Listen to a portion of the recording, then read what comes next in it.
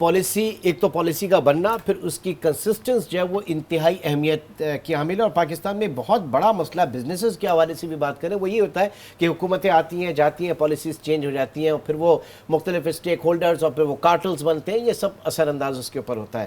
کیا کہیں گے؟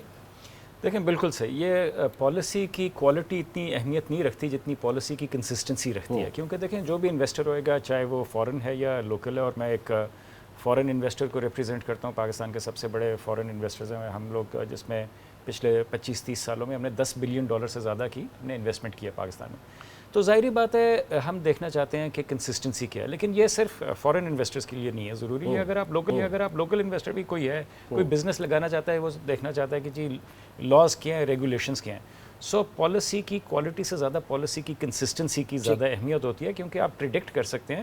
اور بزنسز میں انلیس کہ آپ کے کوئی ایک ون آف ایونٹس یا بلیک سوان ایونٹس آ جائیں، جس طرح کووڈ ہو گیا، نارملی آپ چیزیں ہینڈل کر سکتے ہیں. اچھا جی یہ انفلیشن ہوئے گی تو میں اس طرح ہینڈل کروں گا، یہ مارکیٹ چینج ہوگی تو میں اس طرح ہینڈل کروں گا. ہم ایک ایسی انوائرمنٹ میں جاتے ہیں جدھر پالیسیز جو ہیں وہ شاید ریورس ہو جاتی ہیں. تو جن لوگوں نے شروع میں انویسٹمنٹ کی ہے ان کو اس ٹائم پیریڈ میں وہ ریٹرنز ہی نہیں نظر آتے، اور پھر نئے انویسٹرز گھبرا کے آتے نہیں ہیں. یہی مسئلہ ہوتا ہے کہ بار بار ہم ایف ڈی آئی کی بات کرتے ہیں. ایف ڈی آئی لانے کے لیے، آپ پالیسی کرنے کے لیے پروگرام کرنا تو ریلیٹیولی آسان ہوتا ہے.